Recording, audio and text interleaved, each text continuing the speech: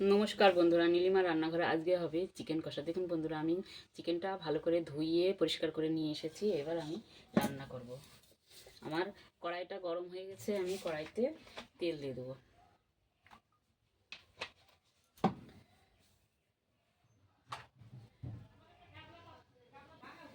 তেলটা আমার গরম হয়ে গেছে, আমি এবার দিয়ে দেবো একটুখানি লবণ।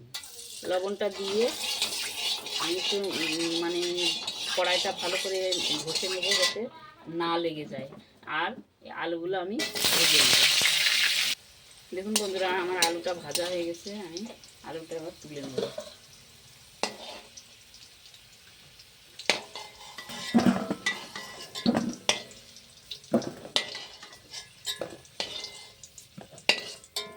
আমার লাল লাল করে আলুটা ভাজা হয়ে গেছে, এবার তুলে নিলাম। এবার আমি এর মধ্যে আর একটু তেল দেবো।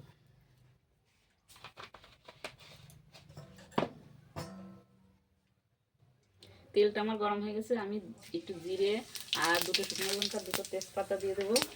তেলের মধ্যে ফোড়ন আর গোটা গরম মশলা দিয়ে দেবো কয়েকটুকু দিয়ে। এবার তেলটা হয়ে গেছে, এবার আমি পেঁয়াজ কুচিটা দিয়ে দেবো। পেঁয়াজটা ভালো করে একটু নরম হওয়া অবধি আমি ভেজে নেব। দেখুন বন্ধুরা, পেঁয়াজটা আমার নরম হয়ে গেছে। এবার আমি এর মধ্যে আদা, রসুন, টমেটো আর শুকনো লঙ্কার পেস্ট মিক্সারে ব্লেন্ডার করে নিয়েছি। আমি এবার এটা দিয়ে দেবো। দেখুন বন্ধুরা, আমি এর মধ্যে শুকনো লঙ্কা, আদা, রসুন আর টমেটো একবারে পেস্ট করে নিয়েছিলাম। এবার আমি স্বাদ মতো লবণ দিয়ে দেব। এবার দেব হলুদ গুঁড়ো, হলুদ 1 চামচ আর জিরের গুঁড়ো 1 চামচ, ধনের গুঁড়ো 1 চামচ,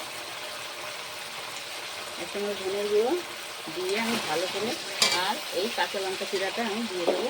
দিয়ে ভালো করে মশলাটা এবার কষিয়ে দেবো। দেখুন বন্ধুরা, আমি আর 2-1 দানা চিনি দিয়ে দেবো, যাতে মশলাটা মানে একটু কালারের জন্য আমি এই 1 দানা। দেখুন বন্ধুরা, আমি মাংসগুলো দিয়ে দেবো। আমি ম্যারিনেশন আজকে করিনি, আজকে ম্যারিনেশন ছাড়াই মশলা থেকে তেল ছেড়ে গেছে। আমি মাংসটা এবার দিয়ে এবার ভালো করে কষিয়ে নেব। দেখুন বন্ধুরা, আমার মাংসটা কষানো হয়ে গেছে, এবার আমি আলুগুলো দিয়ে দিচ্ছি। আলুগুলো দিয়ে এবার আমি ভালো করে কষিয়ে জল দিয়ে দেবো। এই তেল ছেড়ে গেছে মাংস থেকে, চিকেন থেকে তেল ছেড়ে গেছে, এবার আমি জল দিয়ে দেবো।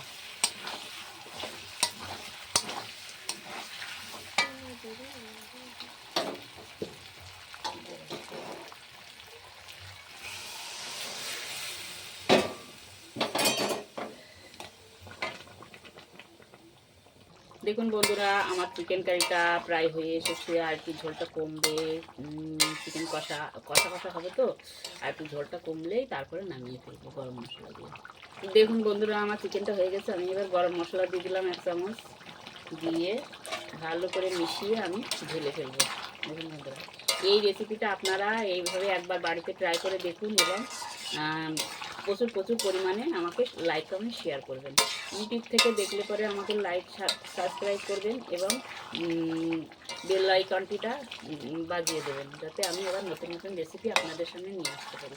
আর ফেসবুক থেকে দেখলে আমাকে লাইক কমেন্ট শেয়ার করবেন এবং ফলো করে দেবেন, যাতে আমি আবার আপনাদের সামনে নতুন নতুন রেসিপি নিয়ে আসতে পারি। দেখুন বন্ধুরা, কত কেমন হয়েছে, আপনারা বাড়িতে একবার ট্রাই করে দেখুন।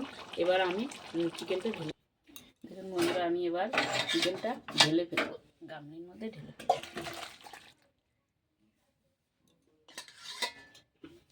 দেখুন বন্ধুরা, দেখতে কত সুন্দর হয়েছে, আপনারাও একবার বাড়িতে একবার ট্রাই করে দেখুন।